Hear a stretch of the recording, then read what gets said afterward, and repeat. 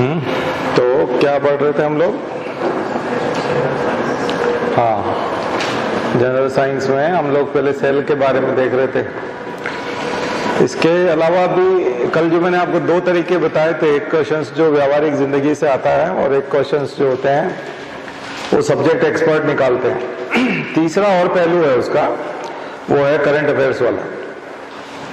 जो कोई चीजें खबरों में होती है साइंस की, उससे जुड़ा हुआ प्रश्न होता है। तो आपको न्यूज से भी प्रश्न निकालना आना चाहिए, साइंस के, जनरल साइंस के। न्यूज में कुछ चल रहा है तो उसका प्रश्न बनने की संभावना बहुत ज्यादा हो जाता है। अभी इस साल का नोबेल प्राइज, तो नोबेल प्राइज को अच्छे से पढ़ने के लिए आप वही ड्रीम 2047 मैगजीन आती है विज्ञान प्रसार वालों की, आप तो गूगल में लिखेंगे ड्रीम 2047 तो आ जाएगी। वो हिंदी मीडियम में भी है, इंग्लिश में भी है, आइडेंटिकल ट्रांसलेशन है और पब्लिकेशन डिवीजन का है, तो गवर्नमेंट का है, विज्ञान प्रसार वालों का। तो दोनों मीडियम में है और 20-20 पेज की मैगजीन है, ज्यादा बड़ा मैगजीन नहीं है, बड़े फॉन्ट हैं, 20 पेज का है। तो 20 पेज में 18 पेज में मैगजीन पूरा हो जाता है। तो पूरा साल भर का पढ़ लीजिए, पूरे साल का 240 पेज बनेगा कुल, तो सारा साइंस कवर हो जाएगा आपका पूरा एक साल का। ठीक है, तो मैंने सोर्स बता दिया आपको। करंट अफेयर्स से जो न्यूज बनेंगे। दूसरा, आर्टिकल जो होते हैं, जो न्यूज़पेपर में आर्टिकल आते हैं, वहां से साइंस को जोड़ना, वो भी एक बहुत बड़ा काम है। तो एक तो मैगजीन में वो चीजें हो जाएंगी कौन सी जो रूटीन है, और साइंस रिपोर्टर और अमेरिकन साइंटिफिक अमेरिकन या इस टाइप की जो मैगजीन में जो चीजें हैं वो भी वहां आ जाएंगी, और नोबेल प्राइज और जनरल खबरें वहां से मिल जाएंगी। लेकिन कुछ खबरें ऐसी होती हैं जो 2-3 साल से चल रही हैं, जैसे कि एलेक्सी नवेल्नी का एक केस है कि उसको एक पॉइजन दिया था बायोलॉजिकल वेपन के तौर पे पुतिन ने अपने विरोधी को, अपने राजनीतिक विरोधी यानी विपक्ष के नेता हैं एलेक्सी नवेल्नी, काफी छोटे हैं उम्र में, यंग है, और मुखर होकर बोलते हैं। और वो जो नेता हैं उन्होंने ही सबसे पहले यूट्यूब पर पुतिन का वो जो बीच रिजॉर्ट जो था, समुद्र के किनारे एक बहुत लंबा रिजॉर्ट है उसके, पुतिन बहुत धनी आदमी है। दरअसल उसने 250-300 जो प्लूटोक्रेट्स हैं, बहुत अमीर लोग हैं रशिया के, उन सबको उसने खुली छूट दी कि आप जम के पैसा कमाइए और मुझे डोनेट कीजिए, मुझे पार्टी को भी दीजिए, मेरी पार्टी को भी दीजिए, सरकार को दीजिए और मुझे भी दीजिए। तो पर्सनली उसने बहुत दौलत बनाई है पुतिन ने, और ये सारी दौलत बना करके उसके बड़े बड़े आलीशान महल हैं पर्सनल, मतलब काफी धन संपत्ति है उसके पास। तो एलेक्सी नवेल्नी ने वो वीडियो जारी किया था यूट्यूब पर, जो जिसमें वो उसका रिजॉर्ट जो है वो सी बीच पे, बिल्कुल सी फ्रंट पे है, वो बड़ा आलीशान है। तो उससे वो पुतिन बहुत नाराज हुए, और वो बोलते भी हैं कि ये सब मीडिया मिला हुआ है, इसलिए मैं अपना खुद का इंटरनेट बनाऊंगा, खुद का गूगल बनाऊं, खुद का यूट्यूब बनाऊंगा, खुद का फेसबुक होगा, और हम सब यहाँ एक सिलिकॉन वैली बनाएंगे मॉस्को के पास में ही। और काफी उसके सपने हैं, पहले कोशिश भी हुई है लेकिन वो नहीं कर पाए। लेकिन ये जो मीडिया में चलता है एलेक्सी नवेल्नी का केस, नोविशॉक एक पॉइजन है, और वो एक न्यूरोट्रांसमीटर को इनहिबिट करता है। तो एसिटाइल कोलिन जो आपने नाम सुना है, तो वो कोलिन एस्टरेज का इनहिबिशन करता है, कोलिन एस्टरेज को इनहिबिट करता है।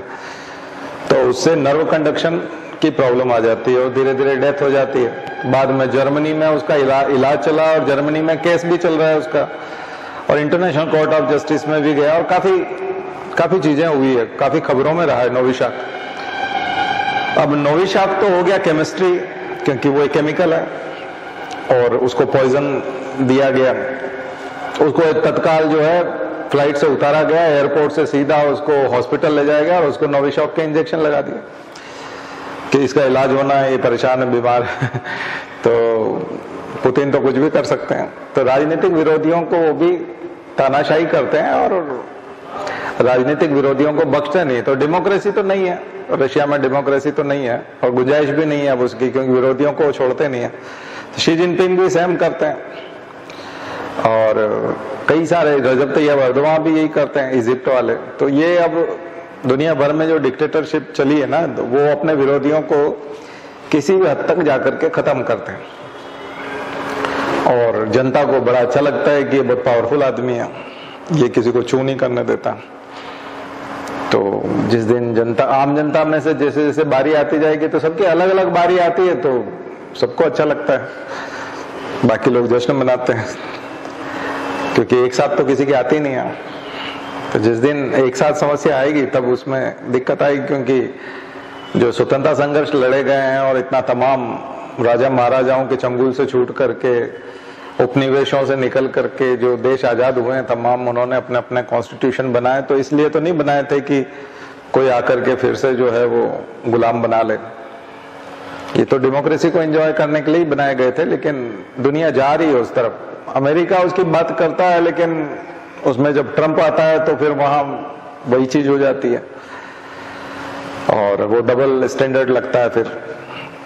तो और यही चीज जो है नेटो के माध्यम से आप यूरोप में भी देख रहे हैं कि यूरोप भी जो है वो बिदक जाता है। जेलेंस्की उसी के दम पे बात कर रहा था कि देखो मैं डेमोक्रेसी लेके आया हूँ, मुझे मेरे फॉलोअर्स जो है मुझे प्यार करते हैं, मुझे वोट दिए गए हैं, मैं पॉपुलर लीडर हूँ और मुझे नेटो को सपोर्ट करना चाहिए, अमेरिका को सपोर्ट करना चाहिए। उसी कारण उसकी हालत कैसी हो गई और कोई बचाने तो नहीं आया। तो इससे और ये मैसेज गया कि डेमोक्रेसी से कुछ नहीं होता, अपना ख्याल रखने के लिए खुद को पावरफुल बनाना होगा, क्योंकि जिस दिन कोई अटैक होगा उस दिन पावरफुल नेता ही बचाएगा। तो फिर डेमोक्रेसी को नुकसान हुआ इससे। तो ये सब चीजें जो घटनाएं हो रही हैं, लेकिन इसी बीच में यहीं से आपको साइंस निकालना पड़ेगा। बायोलॉजिकल वेपन्स, केमिकल वेपन्स, इस पे एक नोट्स बनाई है, मेंस के लिए भी बनेगा, क्योंकि यही रासायनिक हथियारों की बात जो है इराक में कही गई थी और इराक में अमेरिका ने हमला किया था। अभी पुतिन आरोप लगा रहे हैं कि अमेरिका ने अपने बायोलॉजिकल वेपन यहाँ बना रखे हैं, केमिकल वेपन और बायोलॉजिकल वेपन यूक्रेन में, और हम इसी वजह से इस पर अटैक कर रहे हैं। अमेरिका मना कर रहा है कि नहीं हमने नहीं बना रखे, जबकि पुतिन ने तो नविशा दे रखा है ना नवेल्नी को, और उसका तो वो आदमी भुगत ही रहा है। तो biological weapon and chemical weapons, तो कई बार जब आप पढ़ते हैं ना, तो एक तो मैंने कल बताया कि सब्जेक्ट एक्सपर्ट की निगाह में उस सब्जेक्ट में से कौन सा इंपॉर्टेंट क्वेश्चन, दूसरा आपके बिहेवियरल और आपके रोजमर्रा की जिंदगी में काम आने वाला विज्ञान, और तीसरा करंट अफेयर्स में जिक्र आने वाला, जहां जहां पे भी मेंशन होता है करंट अफेयर्स में, या कई बार बोलते हैं ना रिसेंटली इन न्यूज जब बात करते हैं, तो वो तो 3 प्रकार का जनरल साइंस आपको पकड़ना पड़ेगा, तब जाकर के उसमें कमांड आएगा। ठीक है, और तीनों बैलेंस हो सकता है, 33% तीनों 33 जो है सभी पूछा जा सकता है। 50-50 करेंगे तो कोई एक चीज छूट जाएगी, इसलिए मुझे लगता है कि वो बैलेंस करेगा। कभी कभी करंट अफेयर्स के क्वेश्चंस जो है वो हिस्टोरिकल भी जुड़ जाते हैं, क्योंकि वो हिस्ट्री जो है वो बहुत पहले से चल रही है, 1950 से कोई खोज चल रही है, अब जाकर के पूरी हुई। तो जब ह्यूमन जीनोम प्रोजेक्ट की बात आती है या इस प्रकार की कोई चीज आती है, और वहां पर यदि कुछ आता है कि अब हमने ह्यूमन का जीनोम तो कंप्लीट कर लिया, लेकिन हम दुनिया के सारे एनिमल्स का जीनोम करना चाहेंगे, तो उस प्रोजेक्ट का क्या नाम है, इस प्रकार के सवाल आ जाते हैं। ठीक है, तो उसका बेस कहां जाएगा, 2000 में जाएगा। तो कोई चीज 2000 में या 95 में 93 में जो शुरू हुई वो अभी जहां पहुंच गई है, और इस बार यदि कुछ टर्निंग पॉइंट है तो वहां से प्रश्न आ जाता है। तो आपको थोड़ा सा हिस्टोरिकल बैकग्राउंड हर चीज का देखना पड़ेगा। तो केमिकल वेपन्स की शुरुआत सबसे पहले कहां, किस कंट्री में हुई, कौन से युद्ध में हुई थी, इसके ऊपर कौन कौन से प्रोटोकॉल्स हैं। अब यहाँ ये ऐसे जाएगा एनवायरमेंट वाले में, थोड़ा सा एनवायरमेंट इकोलॉजी में चला जाएगा। इसके ऊपर कुछ प्रोटोकॉल्स हैं कि युद्ध में आप केमिकल वेपन्स यूज नहीं कर सकते, बायोलॉजिकल वेपन्स यूज नहीं करते। क्या कोविड-19 भी एज ए बायोलॉजिकल वेपन था? तो ये भी एक बहुत बड़ी कंट्रोवर्सी है, खास करके वुहान की जो लैब है वहां से निकला है, तो बोलते हैं कि वहां पर ऑलरेडी बायोलॉजिकल वेपन्स ही बनाए जा रहे थे और वो लीक हो गया किसी कारण से। चाइना नहीं चाहता था लेकिन लीक हो गया और वो पूरी दुनिया में फैल गया।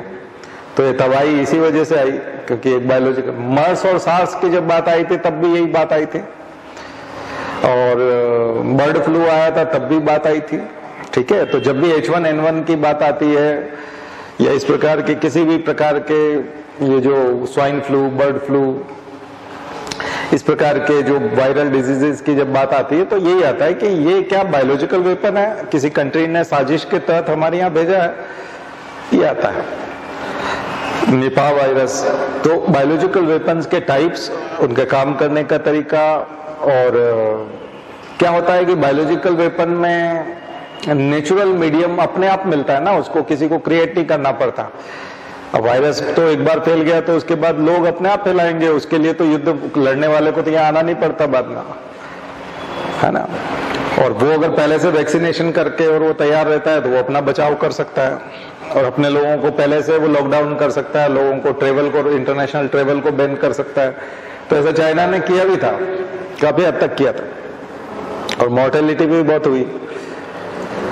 तो ये मुझे लगता है कि ये आप कहीं न कहीं इस प्रकार का प्रश्न देखेंगे। देखो, ये यूपीएससी का घेराव होता है उसका, उसमें उसके माइंडसेट के हिसाब से चला जाता है कि आखिर वहां परीक्षक क्या सोच रहा होगा, वो किस तरह से सोचता है, तो क्या हम उसके माइंड को कैच कर सकते हैं कि नहीं। तो समाचार वालों में तो आसानी से आप कैच कर सकते हैं, जैसा मैंने बताया, क्योंकि ऐसा नहीं होता कि द हिंदू, इंडियन एक्सप्रेस और ये न्यूज़पेपर चुप रहेंगे। ऐसी कोई बड़ी खबर आती है तो वो आराम से उसके आर्टिकल लिखे जाते हैं, और एक आर्टिकल नहीं, 10-12 आर्टिकल आते हैं। अगर आप उसको पकड़ लो, जैसे मैं अभी नोविशॉक की बात कर रहा था, तो नोविशॉक के ऊपर आपको, लेकिन यहां से जो हमारा जनरल साइंस है वो शिफ्ट होता है, क्योंकि वो इनहिबिट करता है कोलिनेस्टरेज को, है ना, एसिटाइल कोलिनेस्टरेज जो है ना, तो कोलिनेस्टरेज को वो इनहिबिट करता है। इसका मतलब कोलिनेस्टरेज क्या है, एक न्यूरोट्रांसमीटर है। तो what are neurotransmitters, how it works. Neurotransmitters क्या होते हैं, तो ये कैसे काम करते हैं, तो ये आपको एक अलग चैप्टर तैयार करना पड़ेगा, अलग अलग से इसका नोट्स बनाना पड़ेगा कि न्यूरोट्रांसमीटर्स होते हैं वो नर्व कंडक्शन के लिए होते हैं, इंफॉर्मेशंस को कैरी करने के लिए होते हैं। इंफॉर्मेशंस एक जगह से दूसरी जगह न्यूरोट्रांसमीटर्स के माध्यम से जाती है। दो तरह के न्यूरॉन्स होते हैं, motor neurons and sensory neurons. Motor neurons and sensory neurons. Neuron means nerve cell, जो नर्व कंडक्शन के लिए होती है। तो मैं थोड़ा सा हट के जा रहा हूं, क्योंकि मैंने कल आपको टाइप्स ऑफ सेल्स बताया था, तो आज हम एक टाइप ही ले लेते हैं, नर्व सेल मीन्स न्यूरॉन। तो न्यूरॉन का अच्छे से डायग्राम बनाइए और जा करके उसका पूरा नामांकित कीजिए, उसको नाम लिखिए, उसमें कौन से हिस्से को क्या कहते हैं। और न्यूरॉन्स की एक विशेषता होती है कि न्यूरॉन कभी डिवाइड नहीं होते, डिवीजन नहीं होता। तो न्यूरॉन्स में डिवीजन नहीं होता, इसलिए वो जन्म से आपको एक साथ जब मिलते हैं न्यूरॉन्स, तो पूरी लाइफ वही न्यूरॉन्स उतनी संख्या में बने रहते हैं, लेकिन उनके अंदर क्षति होती रहती है। 30-35 साल के बाद में न्यूरॉन्स की रिपेयरिंग थोड़ी सी कम हो जाती है, उनमें रिपेयरिंग होती है। ग्लिया सेल्स होते हैं उसमें जो उसको प्रोटेक्ट करते हैं। न्यूरॉन्स के बीच में जो पैकिंग सेल्स होते हैं उनको बोलते हैं ग्लिया सेल्स, न्यूरोग्लिया, उसको न्यूरोग्लिया बोलते हैं। तो ग्लिया सेल्स जो होते हैं वो पैकिंग करते हैं। ये पैकिंग मटेरियल जो है ये डिस्टर्ब होता है तो इसको फिर से शीट को, उसको माइलिन शीट को भी, और उसके जो आउटर लेयर है उसको बोलते हैं माइलिन शीट। एक्सॉन एंड कितने पार्ट है उसका, एक हिस्सा कहलाता है साइटोन, एक कहलाता है एक्सॉन। साइटोन वो हिस्सा जहां साइटोप्लाज्म, जहां न्यूरॉन का से डेंड्राइट निकल रहे, वो वाला हिस्सा साइटोन। नीचे वाला हिस्सा कहलाता है एक्सॉन, जो कंडक्शन के लिए होता है, टेल टाइप जो होता है। अब जाकर के देखना, आपको समझ में आ जाएगा। उसको पैक करना, तमाम न्यूरॉन्स का जो नेटवर्क है उनके बीच बीच में पैकिंग जैसे आप लोगों के यहाँ कुछ कांच का सामान आता है या कुछ ऐसा इलेक्ट्रॉनिक्स का सामान आता है, मॉनिटर आता है, कुछ आता है, तो उसको आप पैक कर, ये लगा दो अगर गेट, अगर कोई आता नहीं होगा तो उसको पैकिंग रहती है ना उसकी, थर्माकोल की, आप देखते होंगे स्पेशल पैकिंग होती है ताकि जर्क वगैरह हो तो डैमेज ना हो। तो हैंडल विद केयर लिखा रहता है ऊपर, वो काफी वो उसको सुरक्षा के साथ उसको पैकिंग करते हैं। ठीक वैसे ही पैकिंग जो है हमारे ब्रेन में, हमारे पूरे बॉडी में न्यूरॉन्स की, खास करके ब्रेन में जो न्यूरॉन्स है, इसलिए हम कभी गिरते हैं, चोट लगती है तो एकदम मेमोरी जाती नहीं हमारी। ठीक है, क्यों नहीं जाती मेमोरी? क्योंकि मेमोरी को कंट्रोल, रिजर्व कौन रखता है, याददाश्त कौन रखता है? न्यूरॉन्स। तो न्यूरॉन्स का ही सारा खेल है। तो ये नर्व गैंग्लियन बनाते हैं। न्यूरॉन्स का गुच्छा क्या कहलाता है? गैंग्लियन। तो कुछ टर्मिनोलॉजी है, आप उसको कह सकते हो clump of neuron, group of neurons. गुच्छा जो होता है वो होता है गैंग्लियन। ये इवोल्यूशन है, ये बहुत बड़ा मिरेकल है नेचर का, और ये लाखों करोड़ों सालों में इवोल्यूशन हुआ है। एक कोशिकीय जीवों से लेकर के मल्टीसेल्यूलर एनिमल्स जब बने और कॉम्प्लिकेटेड एनिमल्स बने, तो कॉम्प्लेक्स क्रिएचर के तौर पे हम लोग देखे जाते हैं, बहुत ही कॉम्प्लेक्स है। और हम सबका जो सिस्टम है, जितने भी सिस्टम है, वो सब डेवलप हुए हैं सिस्टम। बहुत अर्ली सेल में जाओगे तो अमीबा जो है वो बहुत ही सिंपल सेल है। यूकेरियोटिक, कल आपको प्रोकैरियोटिक बताया था, उसके बाद आती है यूकेरियोटिक। यूकेरियोटिक कोशिका जैसे अमीबा, अमीबा बड़ी सिंपल सेल है, और वो सिंगल सेल एनिमल है, यूनिसेल्यूलर एनिमल बोलते हैं उसको। इसीलिए एक ही सेल में पूरा उसमें एनिमल का पूरी प्रॉपर्टी है, सारे कैरेक्टरिस्टिक्स हैं, एक ही कोशिका है। लेकिन वो चल भी लेती है, वो खा भी लेती है, वो पचा भी लेती है, वो सर्कुलेट भी कर देती है, वो इजेशन भी कर देती है, एक्सक्रीशन भी हो जाता है, कम्युनिकेशन भी, सब कुछ है उसमें, ऑल इन वन, सब कुछ। यानी एक कोशिका, उसमें बोलते हैं हम लोग कि डिवीजन ऑफ लेबर नहीं होता, उसमें श्रम विभाजन नहीं पाया जाता, क्योंकि दूसरी कोशिका ही नहीं है, एक ही कोशिका है। लेकिन बाद में जैसे जैसे विकास होता गया, इवोल्यूशन होता गया, और मल्टीसेल्युलरिटी जब आई, तो कोशिकाओं को काम बांटे गए, उसी को बोलते हैं सेल्यूलर डिफरेंशिएशन। Cellular differentiation. और हर सेल को काम बांटा गया, और वो जो काम जब आप तय कर देते हो उसको, तो वो स्पेशलाइज्ड सेल हो जाती है। और जब काम तय नहीं हुआ है तो उसको कहते हैं स्टेम सेल्स। अब आगे समझ, जब तक डिटर्मिनेशन नहीं हुआ आपका वर्क का कि आपको क्या काम करना है, आप कौन सी सेल बनने वाले हो, तो स्पेसिफिसिटी या स्पेशलिटी आए, उससे पहले जो चीज है वो क्या है? Stem cell. स्टेम सेल उसी को कहते हैं हम, रॉ सेल है, टोटीपोटेंट, इसी सेल को बोलते हैं टोटीपोटेंट सेल। उसमें सारी संभावना है, टोटल पोटेंसी, पोटेंसी मतलब संभावना, जिसमें सारी संभावनाएं मौजूद है, किसी भी कोशिका में कन्वर्ट होने की संभावना।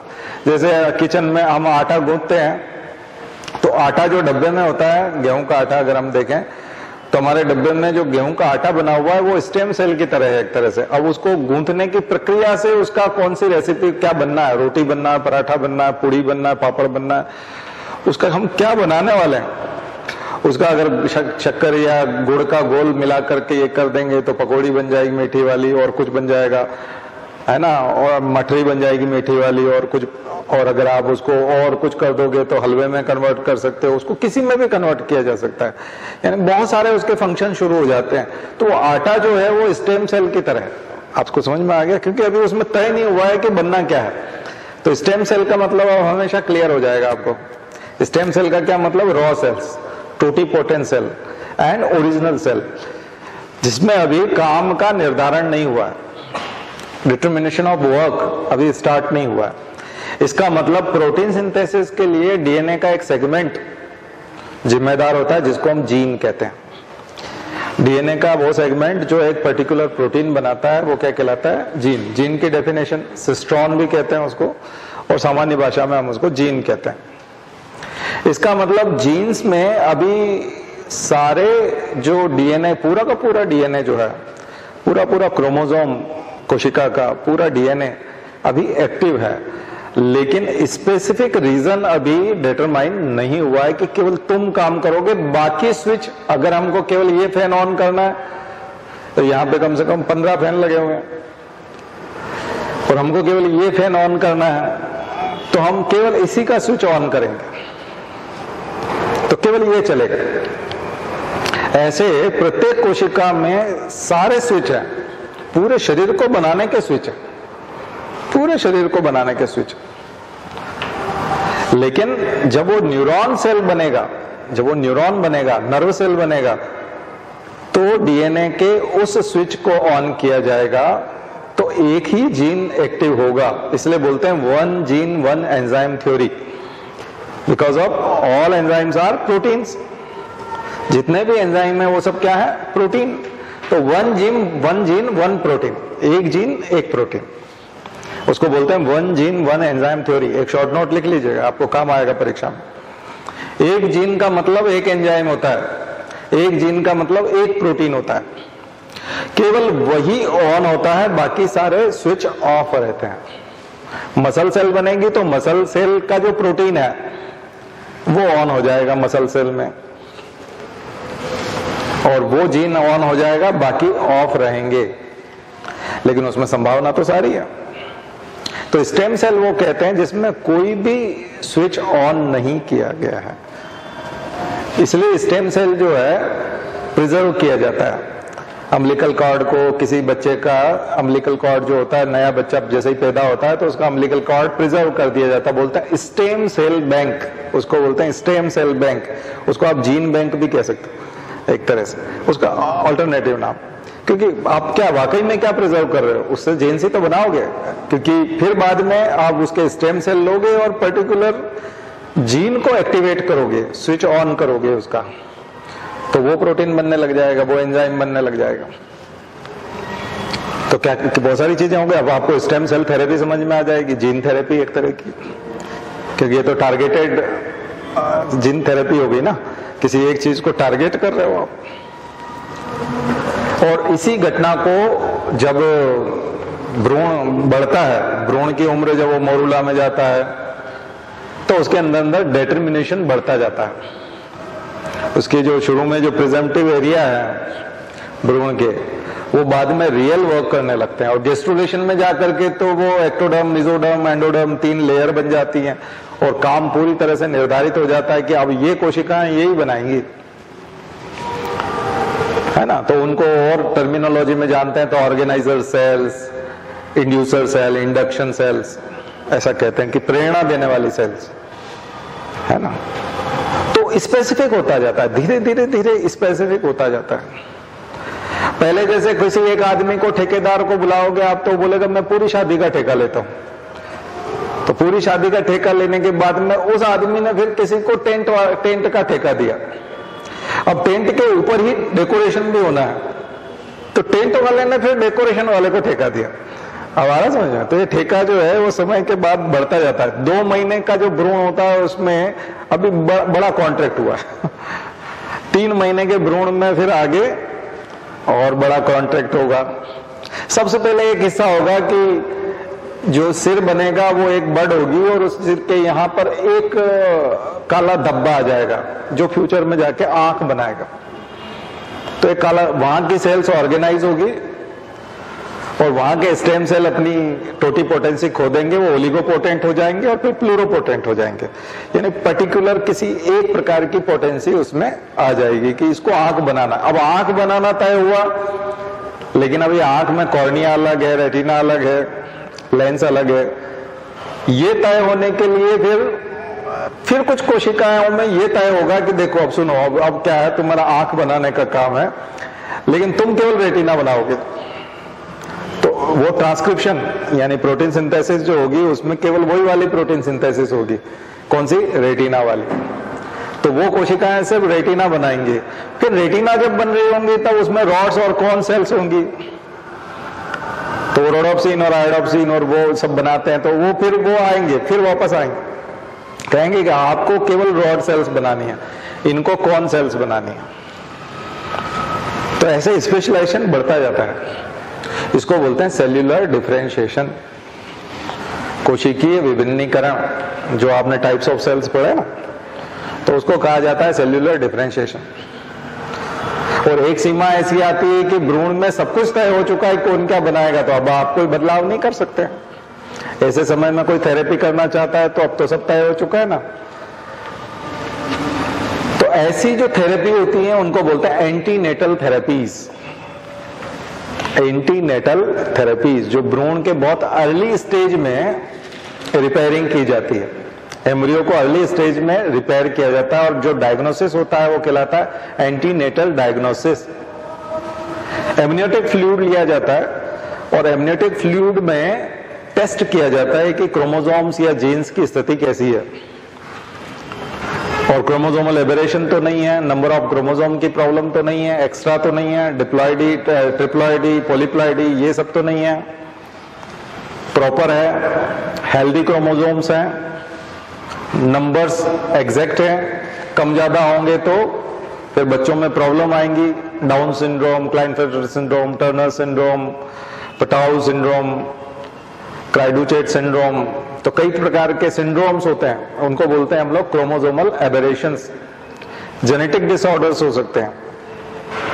और जो ब्रांच पेरेंट्स को काउंसलिंग करती है या सपोर्ट करती है उसको बोलते हैं जेनेटिक काउंसलिंग, आनुवांशिक परामर्श। ये बहुत बड़ा गवर्नमेंट ऑफ इंडिया ने भी चला रखा है, प्रधानमंत्री के नेतृत्व में स्वास्थ्य विभाग ने कौन सी योजना है तो वो आप उसको देखना। जेनेटिक काउंसलिंग की एक पूरी प्रधानमंत्री के नाम पे योजना है भारत सरकार की, कि अब हॉस्पिटल्स में जेनेटिक काउंसलिंग की जाएगी। तो वहां मोटे तौर पे ब्लड ग्रुप के बेस पे या इसके आधार पर मोटा अंदाज लगा करके वो करते हैं, लेकिन अगर की जा सके अच्छे से तो कम से कम 250 ऐसी बीमारियां हैं जिनको 2 महीने के भ्रूण में पता लगाया जा सकता है, और एबॉर्शन की सलाह दी जा सकती है। अगर बच्चा मान लीजिए ऐसा पैदा होगा कि वो 10 साल से ज्यादा जिएगा नहीं और घर वालों पे बहुत परेशानी आएगी या उसको भी खूब कष्ट होगा, तो ऐसे बच्चे को एबॉर्ट करने के लिए सलाह दी जा सकती है। ठीक है कि नहीं? और पहले से जो इलाज कर सकते हैं गर्भ में, वो इलाज शुरू हो सकते हैं, पहले से शुरू हुआ जा सकता है। गर्भवती माताओं को खाने पीने की सलाह देना, न्यूट्रिशन की बात करना, मेल न्यूट्रिशन से बचाना, तो मातृ मृत्यु दर जो है वो बच जाएगी, शिशु मृत्यु दर कम हो जाएगी, तो मोर्टेलिटी से बचा सकते हैं हम लोग, मृत्यता कम हो जाएगी। तो इन सबको कहा जाता है ई संजीवनी। क्या है, कौन सा क्या योजना मैं भूल गया, तो देख लेना आप लोग, सर्च कर लेना, जेनेटिक काउंसलिंग की स्कीम गवर्नमेंट ऑफ इंडिया की। तो गवर्नमेंट इस पे ध्यान दे रही है। तो आनुवांशिक परामर्श, ठीक है। तो मैं ऐसे करंट से जोड़ करके बहुत सारी चीजें आपको बता रहा हूं। मैं पढ़ाना तो बहुत कुछ चाहता हूं, लेकिन मैं चाहता हूं सिलेक्टिव चीजें जो परीक्षा में आपको मिले, क्योंकि ऐसे तो जनरल साइंस बहुत है, उसका तो और छोड़ नहीं है। ऐसे तो अगर कोई आदमी ग्रेजुएशन करता है और पीजी करता है तो 3 साल तो ग्रेजुएशन में लगते हैं और 2 साल पीजी में लगते हैं, तो 5 साल तक पढ़ाया जा सकता है आपको। रोज भी क्लास लें हम तो 5 साल तक आपको पढ़ा सकते हैं। तो भी जनरल साइंस केवल ये बायो वाला ही चलता रहेगा, फिर बाकी और भी हैं, आईटी भी है और भी चीजें हैं, तो वो तो संभव नहीं है। तो हम कोशिश करते हैं कि आपका इंटरेस्ट भी जगे, आप जाकर के किसी मटेरियल को भी पढ़ें और आपको समझ में भी आए कि वो क्यों पूछा जा रहा है, जरूरी क्यों है। ठीक है, तो आपको समझ में आया। ये बहुत ही, ये मॉलिक्यूलर बायोलॉजी, इनको यहाँ पर जो जेन साइंस को यूज किया जाता है ब्रांच को, उसमें कहते हैं हम लोग मॉलिक्यूलर बायोलॉजी। तो कुछ ब्रांचेस लिख लीजिए जिसकी मैं बात कर रहा हूं वहां पर। साइटोजेनेटिक्स, साइटोलॉजी प्लस जेनेटिक्स दोनों को जोड़ दिया तो साइटोजेनेटिक्स बन गया। Cytology plus genetics, cytogenetics. Bracket में इसको आप मॉलिक्यूलर बायोलॉजी भी लिख सकते हैं, molecular biology. Biotechnology, genetic engineering, biotechnology, genetic engineering. जैसे साइटोजेनेटिक्स है वैसे एक सीरोजेनेटिक्स भी होता है। सीरम की जो जेनेटिक्स होती है उसको सीरोजेनेटिक्स कहा जाता है। Serogenetics, study of serum genetics. And proteomics, proteomics, study of protein synthesis, study of protein synthesis, proteomics. Genomics, genomics, study of genes और डीएनए, जीनोमिक्स।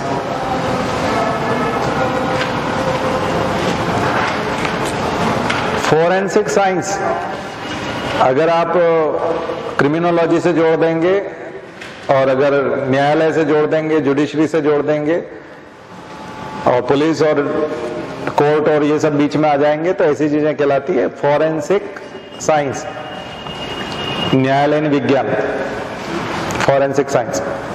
क्रिमिनोलॉजी अपराध विज्ञान, तो क्रिमिनोलॉजी का पार्ट हो जाता है। क्रिमिनोलॉजी पढ़ेंगे तो बीच में फोरेंसिक साइंस आपको पढ़ना ही पड़ेगा, ठीक है। चाहे वो बॉडी को रिकंस्ट्रक्ट करना हो, अगर टुकड़े टुकड़े बॉडी मिले, तीन महीना पुरानी डेड बॉडी है, बहुत सारी हड्डियां मिली हैं, तो अब उसमें जानवर की हड्डियां भी मिला देते हैं कई बार लोग, तो उनमें से बोन्स को डीएनए फिंगरप्रिंटिंग करके या उनकी जेंडर जानना कि ये मेल की बोन्स हैं या फीमेल की बोन्स हैं, फिर एज क्या होगी बोन्स की, तो बोन्स पे एज भी लिखी रहती है, एक एक बॉडी पार्ट पे सब कुछ लिखा रहता है। अगर अच्छे से फोरेंसिक साइंस की स्टडी की जाए तो पूरी स्टोरी आप रिकंस्ट्रक्ट कर सकते हैं, फिर से पूरी स्टोरी बना सकते हैं। मुर्दे का कोई भी हिस्सा मिल जाए आपको, पूरी कहानी बनाई जा सकती है। तो अच्छा पुलिस वाला उसी को कहते हैं जो अच्छे से फैक्ट्स को, एविडेंस को इकट्ठा करता है, सारे एविडेंस को इकट्ठा करता है। तो आपको सारे एविडेंस इकट्ठे करने पड़ते हैं, आसपास की चीजें छोड़नी नहीं है। वीडियोग्राफी कर सकते हो तो वीडियोग्राफी कराओ, फोटो खींच सकते हो, जितने एंगल से फोटो खींच सकते हो उतने फोटो खींचो, और जितनी चीजों को इकट्ठा करके आप पॉलिथीन में, बैग में जो स्पेशल आते हैं उनमें आप प्रिजर्व कर सकते हो तो उसको प्रिजर्व करो। तो एविडेंसेस प्रिजर्व करना होता है ना। हम लोग तो जॉब में रहे तो हम लोगों को ट्रेनिंग जो है मेडिको लीगल की, एक और डिपार्टमेंट होता है इधर जो पोस्टमार्टम करता है और पुलिस की सहायता करता है, उसको बोलते हैं मेडिको लीगल डिपार्टमेंट। वो ब्रांच अलग होती है, उसको बोलते हैं मेडिको लीगल डिपार्टमेंट। तो दरअसल डॉक्टर का, वकील का और एडमिनिस्ट्रेटिव ऑफिसर का, पुलिस का पूरा एक पूरा नेटवर्क काम कर, सब लोग मिलकर के न्याय दिला पाते हैं। अकेला कोई एक पक्ष नहीं दिला पाता, अकेली पुलिस भी नहीं दिला पाती। वकील की सहायता भी चाहिए कि सरकारी वकील है वो भी वैसे प्रश्न पूछे तो उसको सजा दिला पाएगा, और डॉक्टर भी वैसे रिपोर्ट बनाएगा तब। तो ये सब आपको करना पड़ेगा, तो उसको बोलते हैं मेडिको लीगल। तो यहीं से ब्रांच खुलती है। एंथ्रोपोलॉजी का भी ये पार्ट है, क्योंकि एंथ्रोपोलॉजी में भी एक ब्रांच होती है जो इस प्रकार से बॉडी को रिकंस्ट्रक्ट करती है और ये सब करती है सब्जेक्ट के तौर पे। और फिर इसकी एक स्पेशल ब्रांच तो हो ही गई फोरेंसिक साइंस। और फिर मैंने इधर बता दिया जेनेटिक काउंसलिंग, अगर पैटर्निटी डायग्नोसिस वाली बात है, कोई और मसला है तो उसमें जेनेटिक काउंसलिंग शुरू हो जाएगा। तो कई तरह के मुद्दे कई तरह की ब्रांचेस मिलकर के ये पूरा कंप्लीट साइट बनाता है। और ये आपकी जो लाइफ रहेगी और जो ऑफिशियल लाइफ रहेगी उसका पार्ट रहेगा, आपको ट्रेनिंग दी जाएगी, प्रॉपर ट्रेनिंग दी जाएगी। क्योंकि पोस्टमार्टम रूम में जाना या पोस्टमार्टम रूम में पहचानना, उसकी वीडियोग्राफी करवाना या ये सब जो है सामान्यतः होता नहीं है। लेकिन हमारे भी करीबी यदि कोई ऐसा मर जाता है या ऐसी हत्या होती है या ऐसा अननेचुरल डेथ होती है तो हमको उसका पोस्टमार्टम जब हो तो साक्ष्य इकट्ठे करके रखना चाहिए। हम लोगों को पर्सनली भी रखना चाहिए, लेकिन किसी की हिम्मत नहीं होती, लोग परेशान रहते हैं। उस समय में किसी को लगता नहीं, अब तो मोबाइल है आप शूट कर सकते हैं, लेकिन सामान्यतः बाहर भगा दिया जाता है और वो बाहर भाग भी जाते हैं लोग, जबकि आपका अधिकार है, मौलिक अधिकार है आपका कि आपके परिचित का आप शूट करें, क्योंकि तो आपके अधिकारों में आता है। उस मरने वाले का भी अधिकार, अभी उसका अधिकार गया थोड़ी, वो तो नागरिक ही तो गया है। तो नागरिक का मूल अधिकार ना कि उसको न्याय मिले, जस्टिस, राइट टू लाइफ वाला पार्ट है कि नहीं आर्टिकल 21। पर हम लोग है ना बहुत सारे, देखो कॉमन सेंस जब आप में नहीं होगा तो आप बहुत सारी जगह, जैसे पब्लिक ट्रायल होता है। आपने कोर्ट में देखा होगा कि उसको बोलते हैं पब्लिक ट्रायल। फिल्मों में आप देखोगे कि जब कोर्ट में सुनवाई चल रही तो उसके कितने रिश्तेदार बैठे हैं, सारे परिवार के लोग भी आए, दोस्त भी आए, जज और वकील की बहस, वो जो जज के सामने वकील दोनों बहस करते हैं, तब देखा आपने सामने कितने तरह के लोग बैठे रहते हैं।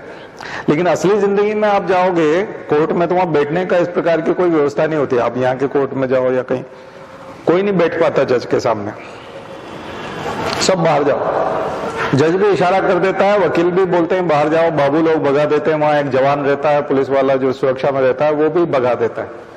क्यों भगा देता भाई? ऐसे कैसे भगा सकते? कॉमन सेंस नहीं ना लोगों में, कानून की समझ नहीं है। वहां लिखा हुआ है पब्लिक ट्रायल। भाई पब्लिक ट्रायल है तो फिर तो पब्लिक बैठेगी ना वहां। पब्लिक में ट्रायल है। ये कोई वो जो कसाब आया था, कसाब आतंकवादी पकड़ा था, तो उसका आपने किसी गुप्त कमरे में ट्रायल किया था, वो बात अलग है। उसकी वो अलग इशू है। वो आतंकवादी था और पाकिस्तानी भी था और उसका बहुत गंभीर अपराधी भी था। उसका पब्लिक ट्रायल आप नहीं कर सकते थे, वो आपकी मजबूरी थी। लेकिन अच्छे अच्छे पढ़े लिखे लोग, कानून के जानकार, खुद आईपीएस, उनको भी भगा दिया जाता है। तो इसका मतलब ये नहीं कि आईपीएस बन गए या बहुत कानून के जानकार हो गए तो आप में दम आ जाएगा। आप उसको कह सकते हो, जज नहीं बोलेगा, जज कभी नहीं बोलेगा। जज जानता है ये रोक सकता है, तो आप जज की तरफ देखो। सर पब्लिक ट्रायल है ना, मैं यहाँ खड़ा रहूंगा, बैठने की जगह नहीं है तो मैं खड़ा रहूंगा, और मेरा जो विटनेस यहाँ जो गवाही दे रहा है उसको हिम्मत मिलेगी मेरी वजह से। नहीं तो क्या होता है कि आप जिसको विटनेस बना के लाए वो अकेला रह गया, और उनके सब अपराधी सामने खड़ा हुआ है, और अपराधी हमेशा खूंखार और बदमाश होता है, वो उसको देखता ही रहता है। उसका वकील उसके ऊपर हावी हो जाता है और उसको बोलने नहीं देता। तो मैं आपको निजी जिंदगी की भी वैसी हजारों चीजें बता सकता हूं जो गलत हो रही है हमारे, इतनी गलत हो रही है, लेकिन उसके लिए किसी की बोलने की हिम्मत नहीं है। और अभी तो डेमोक्रेसी है, अभी तो ऑटोक्रेसी आई नहीं है, तो ये हालत है, पर किसी की हिम्मत नहीं है। अच्छे अच्छे लोग आप यहाँ कैसे, नहीं तो उसका वकील आप सर पहले इनको भगाइए। नहीं भगा थोड़ी सकते भैया। बोले नहीं, इससे ये आंखों ही आंखों में देखेंगे, देखेगा वो देखेगा। मान लीजिए किसी की पत्नी खड़ी है और उसको हिम्मत देना है उसको, नहीं तुम सही कर रहे हो, सही बोली हो, अभी अगली बात भी तुम वही वाली बोलना जो तुमको समझाई गई थी, तो वो तो इशारे कर सकता है ना। बोले नहीं ये नहीं चलेगा, ये नहीं चलेगा। हम लोगों ने तो जब हमारे खुद के जो केस है, मैंने जानबूझ करके कुछ पंगे लिए और केस लड़े, जानबूझ करके, केवल यही सब करने के लिए। और मैंने देखा, हमने तो ऑब्जेक्शन भी लिए। हमारे तो वकील ही जो है वो उतने मजबूत नहीं थे, तो हमने उनको मजबूती दी। हम खड़े हो जाते थे, बीच में बोलते वकील दरअसल आपके हेल्प के लिए है, बल्कि वकील आपको ऐसा बना देता है कि नहीं तुमको कुछ नहीं बोलना है और मैं ही सब कुछ बोलूंगा। इतनी तो बात ही नहीं होती, बल्कि आदमी सोचता है कि मतलब ये मुझे कुछ कहेगा तो मैं बोलूंगा, तो उसमें तो और फंस जाता है। देखो कई बार रहता है ना, डॉक्टर जो है इतनी सारी दवाइयां लिख देता है, लेकिन एक दवाई लेने से आपको पिछली बार उल्टी हुई थी तो आप मेडिकल वाले को मना कर देते, ये मैं नहीं लूंगा, है ना, और आप ठीक भी हो जाते हो, जबकि डॉक्टर ने तो लिखी थी। तो वो डॉक्टर की तरह है, वो पर्चा लिख के देता है, उसके बाद आप मेडिकल से कितना खरीद के लाते हो ये आपके ऊपर निर्भर करता है। तो वकील सलाहकार है। वकील किस बात की फीस लेता है? काउंसलिंग फीस, परामर्श शुल्क, उसके वहां लिखा रहता है। डॉक्टर के यहाँ क्या लिखा रहता है? परामर्श शुल्क। ऐसा नहीं वकील ने आपको खरीद लिया है और अब आप उसके गुलाम हो गए और अब आप वो जो कहेगा वही करना है। नहीं, वकील को आपके हिसाब से करना है, डॉक्टर को आपके हिसाब से करना है। एक्सपर्ट हो आप तो आप कानून की सलाह दोगे, बाकी क्या करना है वो हम ही डिसाइड करेंगे। 90% मामलों में भारत में वकील लोग ही तय कर देते हैं कि समझौता होना है कि नहीं होना है, तुमको क्या करना चाहिए, कहाँ सिग्नेचर करना, कहाँ नहीं करना। कई बार हम पढ़ते ही नहीं, वकील बोलता है यहाँ सिग्नेचर करो, कर देता। और हमने तो एक अभियान चलाया था कि वकीलों से पूछो कि हमारा केस किस स्थिति में पहुंचा, तो 50% केस ऐसे थे जो सॉल्व हो गए थे और वो ऐसे ही हर महीने बुलाते थे और फीस लेते थे, जबकि उनके फैसले भी हो चुके थे।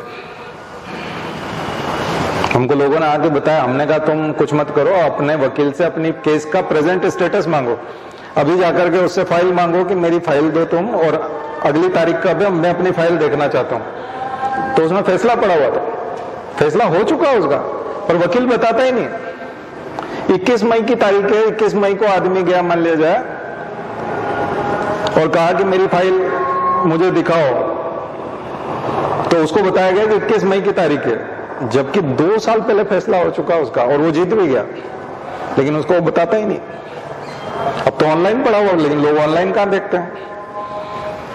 हम लोग वकीलों पे भरोसा करते हैं, वो हर महीने फीस लेते रहते हैं और वो कुछ नहीं करता, आपको बाहर खड़ा कर देता है, थोड़ा जज के वहां जाकर के नमस्कार करता है, ऐसे फाइल तो उसके पास कागज तो वैसे ही बहुत सारे रहते हैं, उसमें एक आपकी भी फाइल रहती है, थोड़ी सी देर के लिए वहां उसकी टेबल पे रख देता है, फिर नमस्कार करके वापस आ जाता है। अब क्या बात हुई आपको तो कुछ पता ही नहीं चलता, कई बार केवल नमस्कार ही करके आता है या दूसरे केस की स्थिति जान करके आ जाता है या तारीख का वो डेट देख के आ जाता है। बेवकूफ बनाते हैं सब, सारे सड़क छाप लड़के हैं और वो जो है ना होते हैं ना वही वकील बनते हैं। कोई भी पढ़ा लिखा आदमी तो वकील बनता ही नहीं है। आपकी क्लास का सबसे थर्ड क्लास आदमी वकील बनता है, टॉपर तो बनता नहीं ना।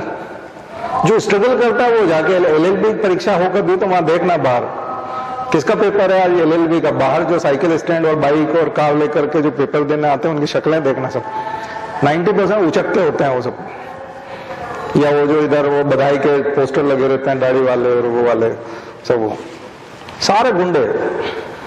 बहुत कम शरीफ लोग जो है वो आपको वकालत करते हुए दिखेंगे और वो पूरे देश को चला रहे हैं, सारे पढ़े लिखे लोगों को चला रहे हैं, पूरा सिस्टम चल रहा है और उन्हीं में से जज बन जाते हैं फिर।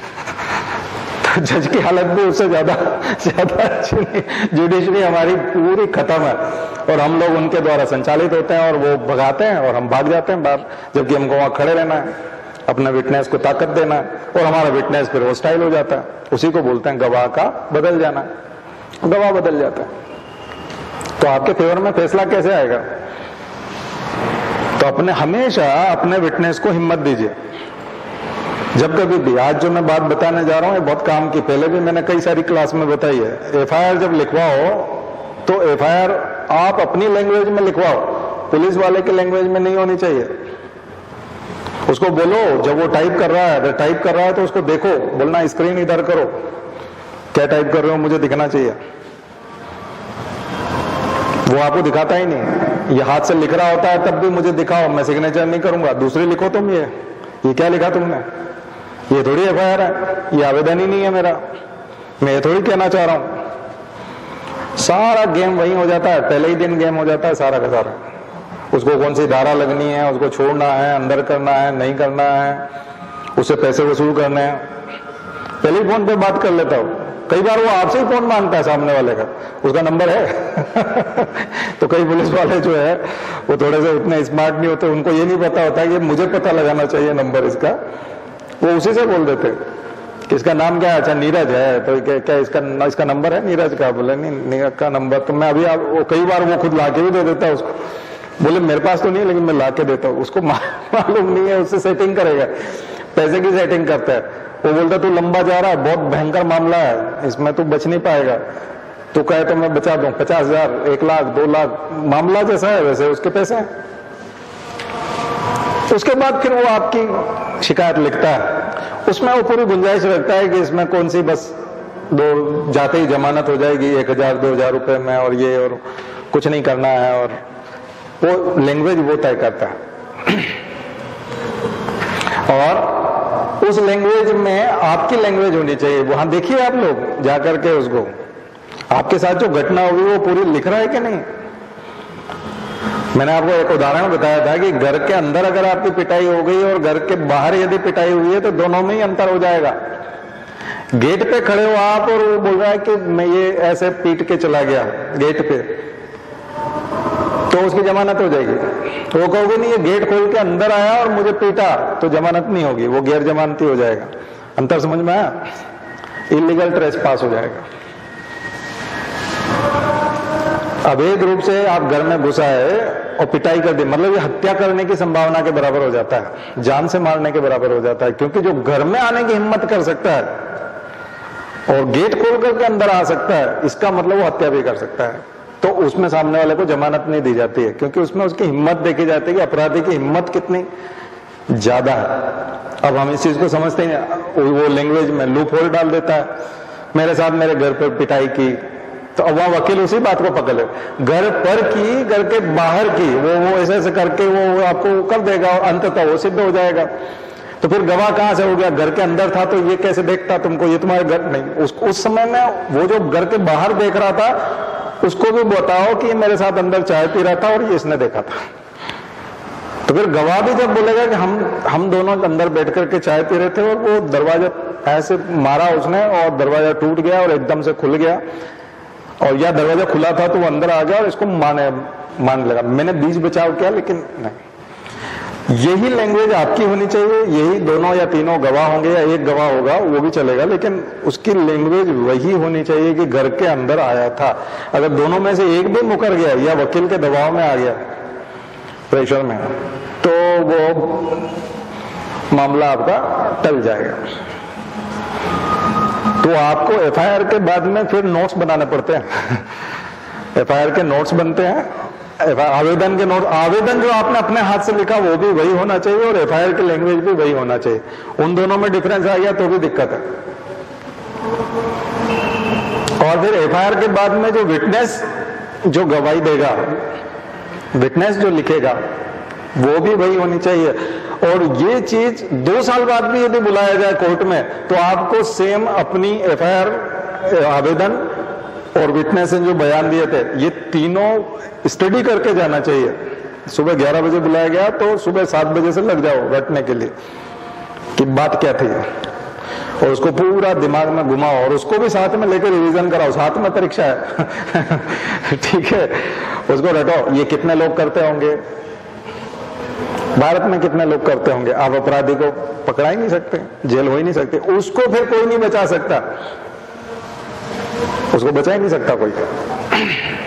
तो कितने लोग बाइज्जत बरी हो जाते हैं और कितने एक्विटल होते हैं, कितने लोग को जेल होती है, बताओ क्यों होती है?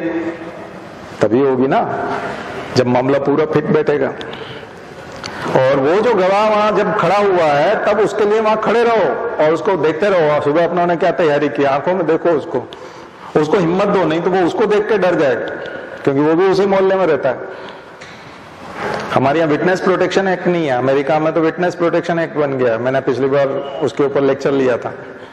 और विटनेस प्रोटेक्शन में वो क्या करते हैं कि जो विटनेस होता है उसको 1000 किलोमीटर दूर जाकर के ठीक उतनी जमीन दे देते हैं, नाम भी बदल देते हैं, नया आधार कार्ड बना देते हैं वहां का, और उसको नया पहचान पत्र दे करके, नया नाम दे करके, नई जमीन और मकान दे देते हैं, और उसको कहते हैं यहाँ तुमको रहना ही नहीं है। तुमको लगता है कि ये तुमको पीटेगा कि तुम यहाँ रहोगे नहीं, हम लोगों को बिल्कुल दूसरी जगह शिफ्ट कर देंगे, और वहां तुमको वहां का स्टेट जो है वो प्रोटेक्ट करेगा, और तुम्हारी संपत्ति भी वहां बनी रहेगी, मकान भी बना रहेगा। तुम इसकी चिंता मत करो कि हमारे यहाँ तो इस प्रकार का कोई प्रोटेक्शन ही नहीं, उसको उसी मोहल्ले में रहना है, उसी घर में रहना है, उसका खेत भी वही होता है, उसका आने जाने का रास्ता भी उसको पता होता है। तो इंडिया में विटनेस प्रोटेक्शन बिल की बहुत ज्यादा जरूरत है। एक बहुत बड़ा reform, witness reform, witness protection reform. अगर आपको न्यायालय में रिफॉर्म करना है, भारत में न्याय की व्यवस्था बढ़ानी है, वाकई में आप चाहते हो कि न्याय हो, तो विटनेस को प्रोटेक्शन बढ़ना चाहिए। अमेरिका या विकसित देशों में जैसी संभावनाएं हैं या जैसा वहां चलता है वैसा भारत में भी होना चाहिए। थोड़ा सा मैं डाइवर्ट हो रहा हूँ जनरल साइंस से, लेकिन ये बड़ी काम की चीज है और ये हम में से किसी के भी साथ हो सकते हैं। हमारे पास आते हैं लोग लूटे पीटे, जो आवेदन में गड़बड़ कर चुके हैं, एफआईआर में गड़बड़ कर चुके हैं, सिग्नेचर करके आ गए, खुद अपने हाथ कटा के आ गए। आपने गलत एफआईआर लिखी है, उसने कई बार आप ही के अगेंस्ट लिखी है, कोई खास उसमें दम नहीं है, और आप सिग्नेचर करके भी आ गए, पढ़े लिखे व्यक्ति होकर के भी। क्योंकि वो डराते हैं, माहौल डरावना बना के रखते हैं ना गाली गलौज का, और वो तो हम डर जाते हैं। आप तो अड़ जाओगे तो थोड़ी कुछ कर पाएंगे। वो गुंडागर्दी तो पुलिस वाले इसलिए करते हैं कि उन्होंने पैसे ले रखे हैं और वो वापस देने पड़ेंगे। 50,000 पकड़ लिया उन्होंने तो जेब में रख लिया, उसके तो हिसाब किताब चल रहा है ना, इसमें से 20,000 का ये करूंगा, 10,000 का ये करूंगा, तो उसके दिमाग में ये चल रहा है, और आप उसका वो सपना जो है वो तोड़ रहे हो, तो वो उसको गुस्सा आता है, तो वो ज्यादा गालियां निकालता है, तो आप उस दबाव में आ जाते हो, है ना। पुलिस 99% चोर है हमारे देश की, भयंकर चोर पुलिस है हमारी, बहुत बेकार आदत है हमारे यहाँ। तो न्याय पुलिस से हो ही नहीं सकता, न्याय दिलाने के लिए है ही नहीं, वो अपराधियों की मदद के लिए ही है। 99% वो अपराधियों की मदद करती है, आम आदमी के लिए पुलिस नहीं है, और ना ही न्यायालय है, और ना ही वकील है। मुझसे पूछते हैं लोग कि भोपाल में सर एक ईमानदार वकील का नाम बता दो, आप बहुत बोलते हो वकीलों पे, मैं बता ही नहीं पाता हूँ। मैं एक सिंगल आदमी नहीं बता सकता कि तुम उनके पास चले जाओ, वो तुम्हारा भला कर देंगे, है ही नहीं मेरे पास कोई ऐसे कोई गुड लिस्ट ही नहीं है किसी के पास, सिंगल आदमी नहीं, हर आदमी खाने को बैठा है, दबोचने को ले बैठा है, उसके विरोधी से मिल जाएगा वो जा करके। बहुत बुरी हालत है। आप बचे हुए हो, इस सिस्टम में नहीं पड़े हो, बहुत बड़ी बात है। आपका जब पाला पड़ेगा ना तब नींद खुल जाएगी, आपको याद आएगी आज की बात। बहुत बेकार सिस्टम है, इसलिए जब तक बचे हुए बचे रहो।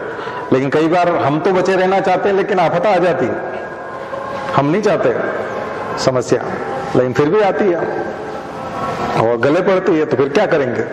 तब जागरूकता बहुत जरूरी है। हम हर जगह पे नहीं आ पाएंगे आपके साथ, हर समय में आप हमको फोन नहीं लगा पाओगे। हम फोन हमारा कई बार साइलेंट रहता, हम नहीं उठा पाते, तो हम आपको मदद नहीं कर सकते। तो हमने आज आपको बता दिया कि अपनी मदद खुद करो, खुद आत्मनिर्भर बनो, खुद बोलना सीखो, कानून पढ़ो थोड़ा सा, छोटे छोटे गुटके कानून के खरीद के लाओ। 20-20, 25-25 पेज की किताबें होती है, वो 20 क्वेश्चन टाइप की LLB की, वो सब खरीद लो। फर्स्ट सेमेस्टर, 6 सेमेस्टर, पूरे 6 सेमेस्टर की किताबें खरीद लो। 50-50 रुपए की किताबें होती है, 40-40, 50-50 पेज की किताबें हैं, उन सबको पढ़ डालो। खास करके IPC पढ़ो, CRPC पढ़ो। IPC में कानूनों की धाराएं हैं, अपराध कौन सा है और उसका दंड क्या होगा वो लिखा हुआ है, कौन से सेक्शन के तहत कौन सा अपराध आता है। और CRPC में वो प्रक्रिया है कि पुलिस वाले, न्यायालय कौन सी प्रक्रिया अपनाएगा और पुलिस वाले कौन सी प्रक्रिया अपनाएंगे, पुलिस ऑफिसर कैसे बयान ले सकता है, विटनेस कैसे हो सकते हैं, एविडेंस कैसे कलेक्ट किया जाता है। एविडेंस एक्ट अलग है, विटनेस एक्ट अलग है हमारा, लेकिन बहुत सारी चीजें CRPC में आ गई है, क्रिमिनल प्रोसीजर कोड। तो इन दोनों को बहुत अच्छे से पढ़ने की कोशिश करो और ये आपको बहुत मजबूत बनाएगी दैनिक जिंदगी में। अगर आप तैयारी कर रहे हो और अभी आप अगर काउंसलर नहीं हो इस तरह के और आप अपने पहचान वालों को उनको नहीं बचा पाते हो तो आप किसी काम के नहीं हो। और जॉब में जाने के बाद तो आपको रात दिन यही करना है। तो बहुत सारे बच्चे जो पढ़ते नहीं है और जॉब में भी वहां पर ऐश करते हैं, एकेडमी में बस पार्टी वार्टी और घूमना फिरना पिकनिक उसी मूड में रहते हैं, उनको बहुत दिक्कत आती है फील्ड में। वो अपना खुद का बचाव नहीं कर पाते। और ये इसीलिए जज जो है वो सुपीरियरिटी कॉम्प्लेक्स में रहते हैं। बहुत सारे वकील जो है प्रशासनिक अधिकारियों की इज्जत नहीं करते, उनको मालूम है इनको कानून के नाम पे ढेला भी नहीं पता, तो हम तो इसको कभी भी जो है घेर लेंगे। वो फिर हावी भी हो जाता है, कलेक्टर साहब पढ़ लेना कानून, किताब पढ़ी आपने, यूं बोल जाते हैं ना, कमेंट कर जाते हैं, तो कलेक्टर तक को कमेंट कर जाते हैं। तो कलेक्टर बनने मात्र से कुछ नहीं होता, अवेयरनेस रखनी पड़ती। ठीक है, तो जॉब में जाओगे तब तो खैर सब करना पड़ेगा और आप कितना करोगे वो तो समय ही बताएगा, लेकिन अभी से छोटी छोटी चीजें इकट्ठी करो, ये आपको मजबूत बनाएगी। और पॉलिटी में लिखने में मार्क्स आएंगे, पॉलिटी में मार्क्स बढ़ जाते हैं जब आपको ये सब चीजें पता होती है। तो पॉलिटी में मार्क्स जो आपके 25-30 नंबर ज्यादा आएंगे मेंस में, क्योंकि उसमें टर्म्स हैं बहुत सारी। ठीक है, और अगर आपने ग्रेजुएशन कर लिया है तो LLB कर डालो, LLB का फॉर्म डाल दो, 3 साल में अपने आप LLB हो जाएगी। करना कुछ नहीं पड़ता, जाके परीक्षा में ही बैठना पड़ता है, वो सब फालतू बात है। वहां तो कुछ भी लिख देना, थोड़ा बहुत 20 क्वेश्चन जरूर पढ़ लेना, तो कम से कम थोड़ा बहुत नॉलेज तो आ ही जाएगा। ठीक है, जो ऐसे हम पढ़ने के लिए बोल रहे हैं वैसे ही पढ़ लेना, LLB भी हो जाएगा। ठीक है, और वो डिग्री भी ऐसी LLB की, उससे फालतू ही चमकता है आदमी, जबकि करा धरा कुछ नहीं, ना उसने किया ना इसने किया, लेकिन दोनों ही चमकते हैं। उनको मालूम नहीं, जिसने नहीं किया वो भी चमकता है, किसी ने कुछ नहीं किया लेकिन सब चमकते हैं। तो ऐसा ही है, तो LLB की डिग्री जो है वो काम आती है। चलिए, तो ये सामान्य बात थी, बहुत काम की थी, कुछ ताकत आई। हाँ, तो ये होता है। चलिए, तो फिर हम लोग कहाँ थे? सेल्स में थे। तो आ जाइए फिर थोड़ा हम इधर आ जाए। बेसिकली मेरा जो सब्जेक्ट है, थ्योरेटिकली सब्जेक्ट तो मेरा वो है, लेकिन मैं प्रैक्टिकली बार बार इधर ही आ जाता हूँ। तो प्रैक्टिकल मैंने ज्यादा जो है ह्यूमैनिटीज में और इसमें किया, लीगल वाले में। बाकी थ्योरी में बायोलॉजी का टीचर हूँ, वैसे बायोलॉजिकल साइंसेस का टीचर हूँ, लाइफ साइंस का टीचर हूँ। और मैंने जो एजुकेशन ली है, मेरी जो स्पेशलाइजेशन मास्टर्स वगैरह सब लाइफ साइंस में, लेकिन मैं बार बार आ जाता हूँ ह्यूमैनिटी में इधर ही, और लॉ में खास करके, क्योंकि ये मेरा इंटरेस्ट का फील्ड है और ये कर्म क्षेत्र रहा है। वो ज्ञान क्षेत्र है, ये कर्म क्षेत्र है।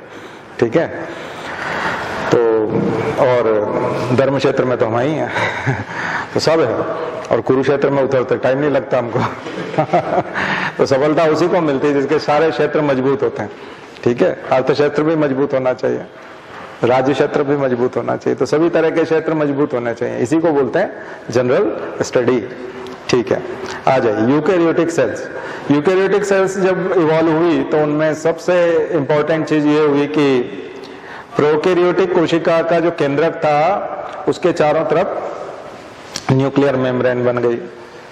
तो न्यूक्लियर मेम्ब्रेन बनने से ही उसको यूकैरियन कहते थे, यूकैरियन। बायोलॉजी में यू का मतलब ईयू जो होता है उसका मतलब होता है ट्रू, सत्य, वास्तविक, रियल। ट्रू होता है उसका मतलब, ट्रू न्यूक्लियस, वास्तविक न्यूक्लियस। ये वास्तविक न्यूक्लियस का मतलब ये हुआ कि कंप्लीट जो जेनेटिक मटेरियल है वो पूरा पैक्ड है ना, एनवेलप्ड है बाय न्यूक्लियर मेम्ब्रेन। और इसमें न्यूक्लियर मेम्ब्रेन के बाहर एंडोप्लाज्मिक रेटिकुलम है। न्यूक्लियर मेम्ब्रेन की जो आउटर वॉल है वहीं से एंडोप्लाज्मिक रेटिकुलम शुरू हो जाता है। एंडोप्लाज्मिक रेटिकुलम से ही गोल्जी बनता है, गोल्जी बॉडी। जो गोल्जी बॉडी बोलते हैं वो एंडोप्लाज्मिक रेटिकुलम का ही एक्सटेंशन है एक तरह का। और एंडोप्लाज्मिक रेटिकुलम की आउटर मोस्ट लेयर पर राइबोसोम स्थित होता है, राइबोसोम्स। राइबोसोम्स के होने की वजह से एंडोप्लाज्मिक रेटिकुलम को रफ एंडोप्लाज्मिक रेटिकुलम भी कहते हैं। तो जो राइबोसोम वाला हिस्सा है उसे रफ एंडोप्लाज्मिक रेटिकुलम कहा जाता है। और एंडोप्लाज्मिक रेटिकुलम के जिन हिस्सों पे राइबोसोम नहीं होते हैं उसको स्मूथ एंडोप्लाज्मिक रेटिकुलम कहते हैं। मटेरियल आपको डाउनलोड करना हो तो ई ज्ञान कोश पे चले जाइएगा, लाइफ साइंस का वो उसमें चले जाइएगा, ग्रेजुएशन वाले में। आप जब ई ज्ञान कोश खोलते हैं तो आपको लर्निंग मटेरियल की बात करता है। तो लर्निंग मटेरियल, स्टडी मटेरियल जहां मिलता है उस वाले ऑप्शन में जाकर के लेवल्स पूछता है, तो लेवल में आप ग्रेजुएशन या बीएससी लिखा होता है तो वहां चले जाइए। मीडियम आप अपने हिसाब से चॉइस कर लीजिए, हिंदी मीडियम, इंग्लिश मीडियम में। और graduate programme, post graduate programme पूछेगा वो, तो ग्रेजुएट में जाकर के बीएससी में जाइए, बीएससी से फिर मीडियम वाइज पूछेगा वो, और फिर सब्जेक्ट वाइज वो यूनिट्स आ जाएंगे उसकी, तो उसमें सेल बायोलॉजी उसमें चले जाइएगा, ठीक है, साइटोलॉजी या सेल बायोलॉजी वाले में चले जाइए। तो वहां पर आपको पहला वाला जो यूनिट मिलेगा वो ये है, इंट्रोडक्शन ऑफ सेल, और वो तो उन सबको पढ़ जाइए, बहुत सिंपल है, डायग्राम वगैरह वहां मिल जाएंगे आपको। ये जो गोल्जी बॉडी होते हैं इन्हीं का जो बाहर का हिस्सा होता है वो लाइसोसोम्स कहलाते हैं, लाइसोसोम्स। तो आपको सब चीजें एक ही साथ समझ में आ जाएगी। तो जो न्यूक्लियर मेम्ब्रेन का आउटसाइड है, यूकेरियोटिक सेल में होगा ये सब, ये जो मैं बात कर रहा हूं ये किसमें कर रहा हूं, यूकेरियोटिक सेल। तो यूकेरियोटिक कोशिका में न्यूक्लियर मेम्ब्रेन का आउटर हिस्सा एंडोप्लाज्मिक रेटिकुलम। एंडोप्लाज्मिक रेटिकुलम वो है जो एंडोस्केलेटन बनाता है। कोशिका द्रव्य में कोशिका को एक आकार देता है और एक शेप देता है, साइज एंड शेप तैयार करता है। और एंडोप्लाज्मिक रेटिकुलम ट्रांसपोर्ट का काम करता है, क्योंकि एंडोप्लाज्मिक रेटिकुलम पे जो राइबोसोम्स हैं वो प्रोटीन बनाते हैं। तो राइबोसोम को प्रोटीन की फैक्ट्री कहा जाता है, राइबोसोम को प्रोटीन की फैक्ट्री कहा जाता है, प्रोटीन बनाने की फैक्ट्री। तो राइबोसोम वो सेल ऑर्गेनेल है, कोशिका के अंग है, जहां पर प्रोटीन का निर्माण होता है। और एंडोप्लाज्मिक रेटिकुलम उस प्रोटीन को ट्रांसपोर्ट करते हैं। वो बना हुआ प्रोटीन जो होगा, सिंथेसाइज प्रोटीन, वहां से ट्रांसफर होगा, ट्रांसपोर्ट होगा, वो कार्गो हो गया। ट्रांसपोर्ट के लिए जो पैकेजिंग होती है, पैकिंग मटेरियल जो होता है, पैकिंग जो होता है वो इससे होता है, Golgi body. Golgi body secrete करता है, वेसिकल्स और वेक्यूल्स बनते हैं, तो वो पैक कर देते हैं, प्रोटीन को पैक कर देते हैं। और वो जो प्रोटीन, पैक्ड प्रोटीन जब वहां से डिटेच होता है तो उसी को कहते हैं लाइसोसोम्स। और लाइसोसोम्स फिर उसको प्लाज्मा मेम्ब्रेन के बाहर ले जाता है। प्लाज्मा मेम्ब्रेन क्या है, outer most layer of animal cell. Eukaryotic cell दो तरह की होती हैं, plant cell and animal cell. तो प्लांट सेल की बात नहीं कर रहे अभी हम, एनिमल सेल की बात कर रहे हैं। वहां आउटर मोस्ट लेयर कौन हो जाती है, प्लाज्मा मेम्ब्रेन। प्लाज्मा मेम्ब्रेन वहां पे भी होती है प्लांट सेल में, लेकिन वहां outer most layer cell wall होती है। तो एक डिफरेंस लिख लीजिएगा, difference between plant cell and animal cell. बहुत पॉपुलर प्रश्न है एमपीपीएससी के लिए खास करके। एक टर्म यहां पर लिखिएगा endomembrane system. Endomembrane system, endomembrane system में नीचे लिख लीजिएगा endoplasmic reticulum, endoplasmic reticulum plus Golgi body,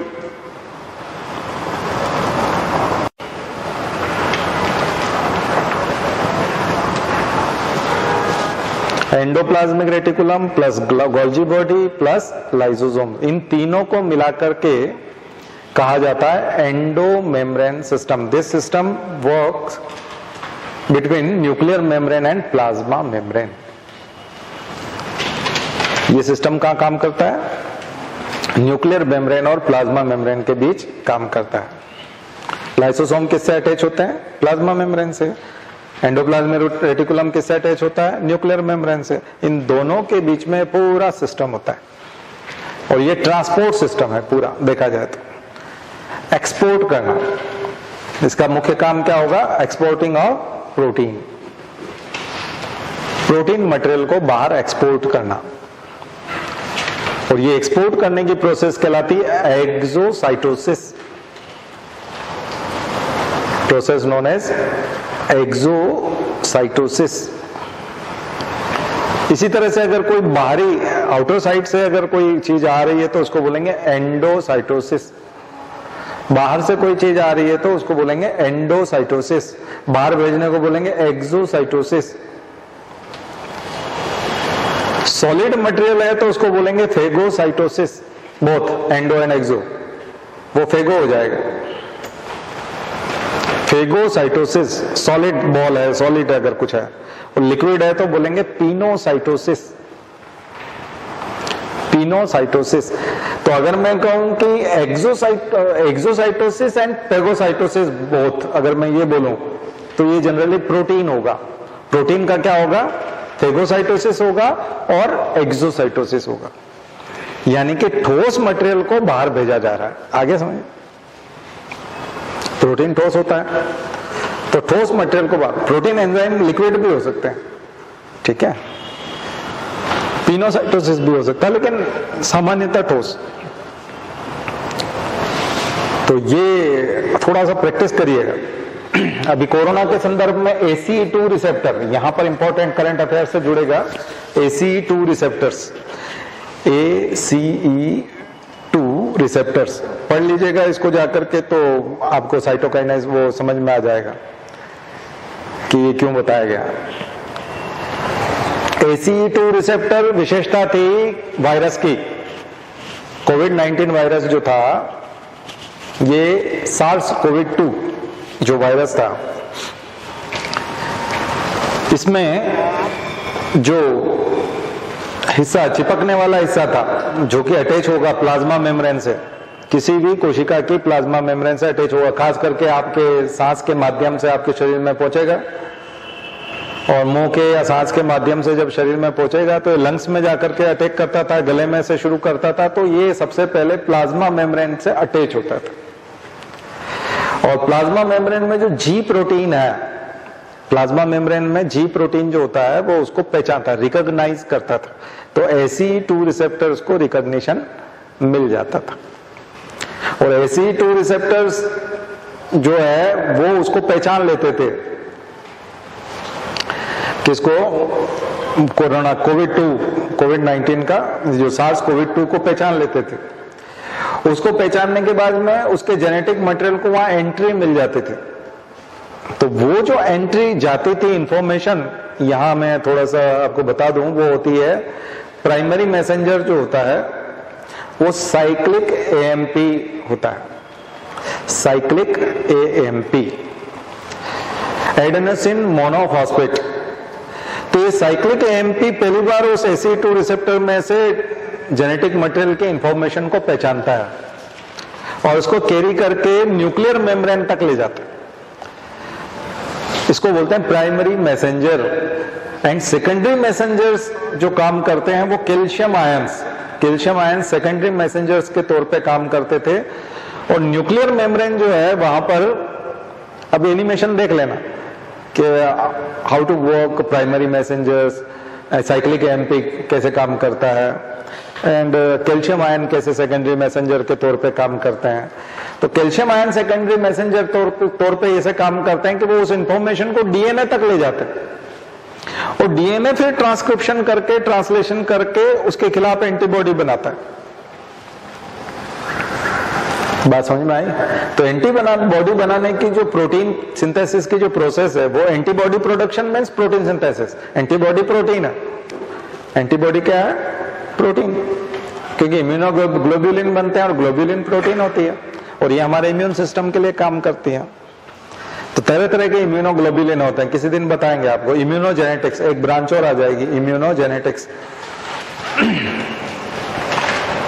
वहां ब्रांचेस लिखी थी आपने, वहां एक और जोड़ दीजिए, इम्यूनोजेनेटिक्स। तो वो कैल्शियम आयन फिर एक्टिवेट करते हैं जेनेटिक मटेरियल को, यानी कि डीएनए को। डीएनए फिर पर्टिकुलर जीन जगाता है कि अच्छा इसके खिलाफ एंटीबॉडी बनाना, और एंटीबॉडी प्रॉपर नहीं बन पाती थी क्योंकि अटैक बहुत फास्ट था। इसलिए वैक्सीनेशन में यही होता था कि आपकी पहले से एंटीबॉडी बनवा के प्लाज्मा मेम्ब्रेन पे बिठा के रखते हैं कि अब अगर कोविड-19 आता है यानी SARS-CoV-2 आता है तो उसको अंदर नहीं घुसने देना है, यानी ACE2 रिसेप्टर को उससे अटैच नहीं होने देना और उसको पहचानना नहीं है। क्योंकि अगर प्लाज्मा मेम्ब्रेन ने उसको एंटर करने दिया और साइक्लिक एमपी ने उसको रिसीव कर लिया इंफॉर्मेशन को, तो फिर बीमारी शुरू हो जाएगी, कोरोना शुरू हो जाएगा। तो आपका वैक्सीन उसी पे काम करता था।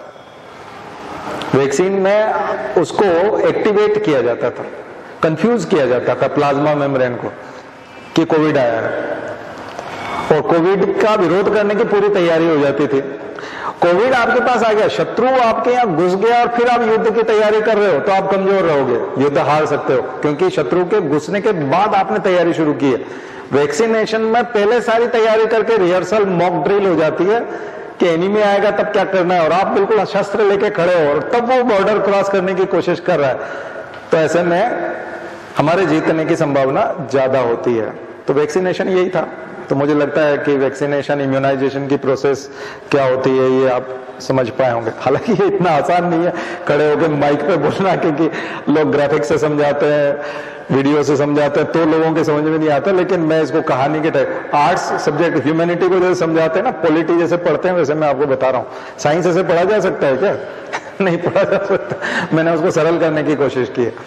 तो आप थोड़ा सा जाकर के वीडियो देखिए, एनिमेशन देखिए, आपको मैं इंटरेस्ट जगाना चाहता हूँ। तो ये है जी प्रोटीन क्या होती है, ये क्या होता है। तो ये आपके करंट अफेयर से जुड़ा हुआ क्वेश्चन हो जाएगा। आप कहोगे सर ACE2 रिसेप्टर आया, प्लाज्मा मेम्ब्रेन पूछी थी, साइक्लिक एमपी पूछा था, कैल्शियम आयन पूछे थे। ये उस क्लासिकल साइंस में से नहीं है, बल्कि ये अप्लाइड पार्ट से है, यहीं से है। ठीक है, ये हार्डकोर बायोलॉजी नहीं है, बल्कि ये आपका है, एक बिहेवियरल क्वेश्चन है, ये करंट अफेयर्स का क्वेश्चन, क्योंकि इम्यूनोलॉजी से है, ये वैक्सीनेशन से है, और ये SARS-CoV-2 से, वायरस से है, इस वजह से पूछा है। तो ये अवेयरनेस आपके अंदर आनी चाहिए। चलिए मैं फिर से थोड़ा सा न्यूरोलॉजी वाले, न्यूरोट्रांसमीटर वाली बात कंप्लीट कर देता हूं। तो न्यूरोट्रांसमीटर्स की लिस्ट बना लीजिए, उसमें बहुत इंपॉर्टेंट है, एक तो न्यूरोट्रांसमीटर की डेफिनेशन लिखिए, फिर उसकी एक टेबल बनाइए, टेबल मिल जाएगी आपको पूरी, जिसमें आपको सारे न्यूरोट्रांसमीटर्स की लिस्ट दी होगी, खास करके 5 या 6 हैं। डोपामिन है, गाबा है, एड्रेनलिन है, एपिनेफ्रिन के नाम से भी होता है, ये नॉरएपिनेफ्रिन, एपिनेफ्रिन, ये सब न्यूरोट्रांसमीटर्स भी हैं। ये हमारे लड़ो या उड़ो हार्मोन भी बोलते हैं ना हम लोग उसको। तो ये सब हमको एक्साइट करते हैं, हमारे शरीर को तैयार करते हैं, और कुछ मोटर न्यूरॉन्स को करते हैं, कुछ सेंसरी न्यूरॉन्स को करते हैं। मोटर, मैं बता रहा था मोटर न्यूरॉन्स क्या होते हैं, और सेंसरी न्यूरॉन्स वो होते हैं जो सेंसेशंस को ब्रेन तक लेके जाते हैं। हम जो आंखों से देख रहे हैं कुछ भी, ये ऑडिटरी नर्व्स जो है, ये इन सेंसेस को ब्रेन के ऑप्टिक लोब तक जो ले जाती है, और वहां ब्रेन महसूस करता है कि हम क्या देख रहे हैं। इसको बोलते हैं, ले जाने वालों को बोलते हैं सेंसरी न्यूरॉन्स। और हमारी आई बॉल को हम शिफ्ट करते हैं इधर उधर, तो ये जो शिफ्ट करने का काम करने के लिए जो ऑर्डर दिया जा रहा है कि मुझे इधर शिफ्ट करना है या उधर, ये जो ऑर्डर दिया जा रहा है ये मोटर न्यूरॉन्स को दिया जा रहा है। तो मोटर न्यूरॉन्स उसको, तो कई बार क्या होता है कि इसमें डिफरेंस आने लगता है। सेंसरी न्यूरॉन तो ठीक जा रहा है लेकिन रिफ्लेक्शंस ठीक से नहीं आ रहे, और फिर उसके बाद मसल्स उस तरह से न्यूरोमस्कुलर ठीक से काम नहीं हो रहा।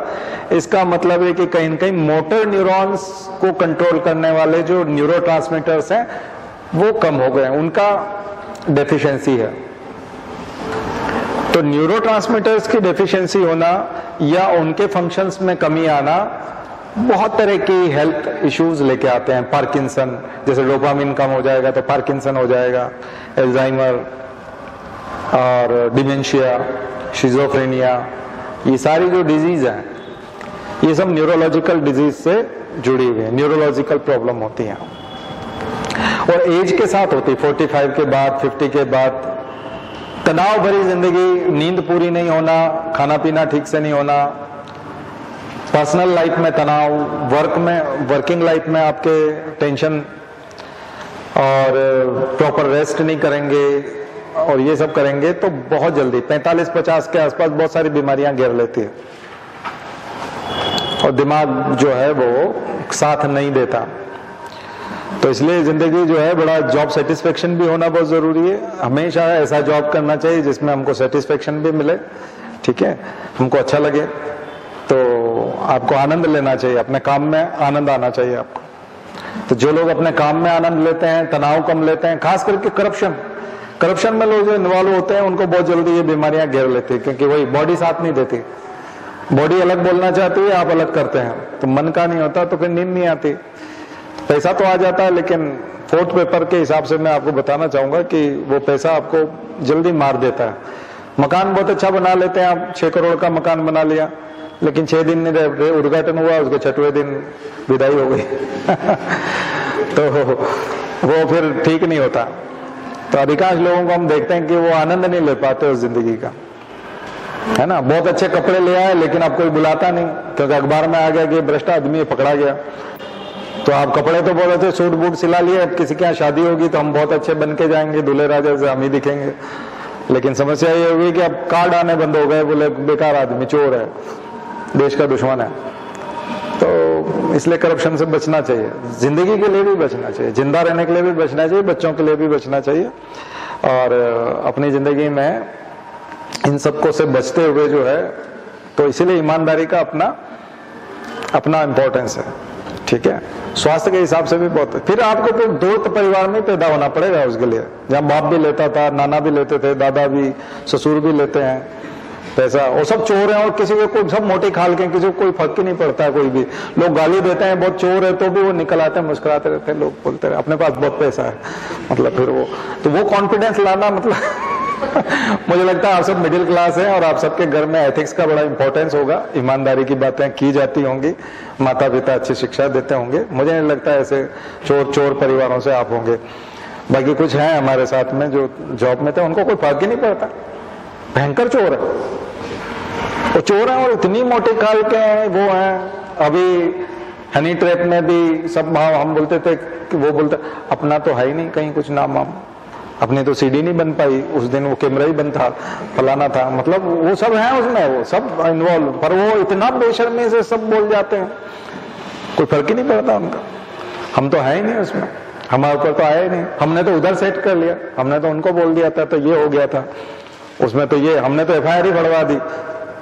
कमाल है, मतलब और उसमें भी हेकड़ी पूरी और कॉन्फिडेंस, और सब जगह आना जाना, मंत्रियों के यहाँ, मुख्यमंत्री के यहाँ, सब जगह बिल्कुल एकदम मस्त लाइफ, बिल्कुल एकदम सॉलिड। और सब लोग मानते भी हैं कि वो, मुझे बोलते हैं सर वो तो आपको जानते होंगे, आप भी उनको, मैंने कहा जानते हैं लेकिन पहचानने लायक आदमी नहीं लेकिन बेकार आदमी, पहचान बताना, लेकिन लोग इंप्रेस हैं अभी भी। दरअसल हमारा समाज ही बहुत गंदा है, ये जो भ्रष्टाचार है ना, हमारे समाज का आईना, भारत ही भ्रष्ट है, भारत के लोग भ्रष्ट हैं और हर व्यक्ति भ्रष्टाचार चाहता है, तभी तो किसी व्यक्ति का कोई दामाद बहुत भ्रष्ट है तो कितने अच्छे से बोलता है, वो ऊपर से भी कमा लेते हैं। दरअसल उनकी सैलरी तो इतनी नहीं है, लेकिन ऊपर से बहुत आता है उनके। अच्छा, मतलब वो चोर नहीं है, मतलब बहुत आता है। बहुत सारे लोग गर्व से बताते हैं, बहुत गर्व से बताते हैं।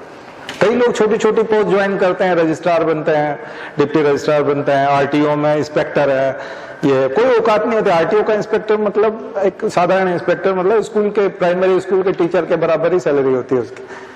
लेकिन आरटीओ का इंस्पेक्टर बन गया तो उसको कोई भी दामाद बना लेता और 50 लाख 1-2 करोड़ रुपया दहेज भी दे देता है उसको। तो ये भारत की मानसिकता में है। युवाओं में भी यही है। हमारे साथ था वो ट्रेनिंग में केवल नायब तहसीलदार ही बना था, और वो नाचता रहता था, हमेशा ही नाचता रहता था। मैंने कहा ऐसे कैसे कोई नाच सकता है। हम जैसे पिकनिक के लिए जा रहे हैं तो ओंकारेश्वर जा रहे हैं, तो वो ड्राइवर के वहां पहुंच गया और सारे बस वाले, सारे जो ट्रेनिज थे, उन सब ट्रेनिज को देख के वहां पर डांस कर रहा था।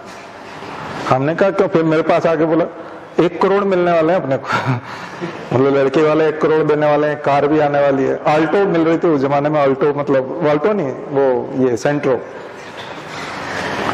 कार, जो अब तो सेंट्रो कार का उतना ज्यादा क्रेज नहीं है, लेकिन उस समय में उसको सेंट्रो मिलने वाली थी, तो उसके कदम ही नहीं रुकते थे। उतरे थोड़ा सा आगे गए, वहां नाचने लग जाते। हमने कहा ये क्या मतलब उतना, मतलब उसको बस ये खबर आ गई, फोन आ गया वहां से कि इतने पैसे मिलने वाले हैं, ये होगा। उसको लड़की से कोई मतलब ही नहीं कि लड़की क्या है, कौन है, उससे कोई मतलब नहीं। बोले उसको तो कभी तलाक दे देंगे, उसकी तो हत्या कर देंगे, उसको तो जला देंगे। यही तो होता है दहेज वाले में, क्योंकि आपको सिर्फ पैसे से, पैकेज से मतलब होता है कि आपका पैकेज कितना है। उसके बाद वो तो हम दूसरा देख लेंगे। और उसका अफेयर वहां ऑलरेडी चल रहा था, और वो जब 6 महीने अफेयर में रहा वहां पर ट्रेनिंग में, उसके बाद उसको कहा, बोले कि मैं तो जनरल का हूं और तुम एससी की हो, मेरे घर वाले तुमको एक्सेप्ट नहीं करेंगे। तो 6 महीने पहले भी तो एससी की थी वो तो तुमको पता है, वो तो उसके अपॉइंटमेंट लेटर में ही लिखा हुआ था। तो तुम उसके साथ रहे क्यों? शेड्यूल कास्ट की थी तो फिर उसने आत्महत्या कर ली, तो जेल पहुंच गया। फिर शादी वादी कैंसिल हो गई। तो 6 महीने फालतू ही नाचा हो, 6 महीने तक नाचता रहा। उसने लगा तो मैं यहां से फ्री होकर के हो जाऊंगा, तो जेल पहुंच गया। एक 3 भाई हैं और तीनों भाई जेल गए, तीनों भाई जेल गए। एक तहसील वो था, तो एक किसान को थप्पड़ मार दिया, वो मर गया, थप्पड़ मारने में मर गया, या पता नहीं उसने जाकर आत्महत्या कर ली। सम्मान बहुत होता है किसानों में, आत्मसम्मान बहुत होता है। आप पब्लिक में अगर कोई अधिकारी किसान को थप्पड़ मार दे तो वो सुसाइड कर लेगा, तो आप सस्पेंड हो जाओ। ध्यान रखना, किसी नागरिक को हाथ मत लगाना। ये कई अधिकारी जो है डंडा लेते हैं, घुमाते हुए नए नए लड़के बनते हैं, मारते हैं। किसी ने आत्महत्या कर ली तो जेल पहुंच जाओगे। आपने सोचा था कि वहां गाड़ी में घूमेंगे, ये करेंगे, ट्रेनिंग लबासना जाएंगे, पता चला वहां जेल में बैठे हो और हत्या का मुकदमा चल रहा है। बहुत सारे लड़के पागल है। 3 भाई, तीनों मुझे लगता है गलत आदमी की संतान थे। अभी तो एक मंत्री का दामाद है वो मध्य प्रदेश में। तो तीनों भाई जेल में गए, तीनों भाई।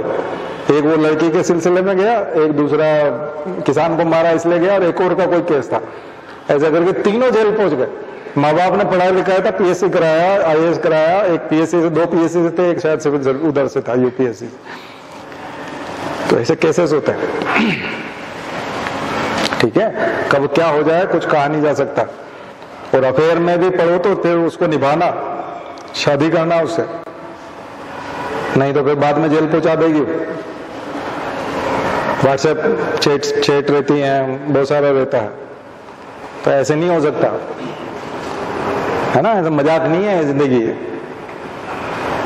एक और आईएएस था, वो शादी करने को तैयार नहीं था, तो 3-7 लड़कियों के साथ तो रह लिया। हर किसी डिप्टी कलेक्टर लड़की को लगता था कि मैं कलेक्टर की वाइफ होंगी तो आईएएस के साथ रहने लग जाती। आईएएस के साथ रहने लगी, उसको लगा मैं कलेक्टर की वाइफ हो जाऊंगी, मैं भी बनूंगी 20 साल बाद कलेक्टर, लेकिन अभी तो कलेक्टर बनाया मिल रहा है मुझे। तो वो उसके साथ रहने लगती है, तो 6 महीना साल भर रहता है, फिर छोड़ देता है, 6 महीना साल भर रहता है, फिर छोड़ देता है। अगर 3 के साथ रह लिया, हमने कहा ये श्रृंखला इसकी बंद करनी पड़ेगी। तो चौथी लड़की के साथ जब रहा, उसको हमने समझा दिया, देखो ये तेरे को छोड़ देगा, तो तुम कुछ सबूत तैयार करो पक्का, तो फिर शादी होगी। रह रही हो ठीक है, और अब तुमको पति के तौर पे लग रहा है तो रह लो, शादी भी कर लेना, लेकिन ये है कि हम तुमको सलाह दे रहे हैं। तो फिर उसने तैयार किया सब, और फिर जब उसने मना किया तो क्लिपिंग्स वगैरह सब उसने दिखा दी, तो फिर उसको कहा बोले जेल जाना है या फिर शादी करना है तो अभी वो उसकी पत्नी है तो हमको बहुत अच्छा लगता है कि वो श्रृंखलाबंद हुई तो ये सब नाटकबाजी मैंने लड़कियों के हिसाब से भी बता दिया, जो लोग YouTube पे सुन रहे हैं उनके हिसाब से भी, और लड़कों को भी बता दिया जेल जाने से बचना हो तो ढंग से रहना, क्योंकि नौकरी लगने के बाद हवा में आ जाते लोग। तो एक दिन डीबी में आ रहा था, तो मैं भी जा रहा था मॉल में, और वो गाड़ी से उतरा और डीबी की मतलब गेट पे अंदर घुसने वाला था, अचानक मैं दिख गया, वापस जाकर गाड़ी में बैठ गया IAS होने से कुछ नहीं होता आपके कुकर्म जो है वो पीछा करते। तो आपने कर्म कैसे कर रखे हैं? ट्रेन में अगर उसको मालूम है कि मैं इधर से चढ़ने वाला हूं तो उधर से उतरेगा, उसको मालूम है कि सर इधर है, क्या बोले हाँ इधर है। IAS से नहीं होता, आपके कर्म ऐसे हैं तो आपको कोई भी घेर लेगा। ठीक है, तो बहुत सारे IAS हैं, बहुत सारे कलेक्टर हैं, हमको दिखते हैं, अखबार में भी नाम आता है, टीवी पे भी, लेकिन उनके कर्म ऐसे हैं कि बात करने लायक नहीं है। इसलिए हम चाहते हैं कि हमारे स्टूडेंट हैं तो उनके काम ऐसे हों, अच्छे काम हों, मजबूत हों, हिम्मत रखें, और तो हम भी मदद करेंगे आपकी, और कोई आपको हिला नहीं पाएगा। ये तो सब बाकी तो बहाना है, न्यूरोट्रांसमीटर वगैरह तो पढ़ लेना ठीक है, चलो शांति पाठ।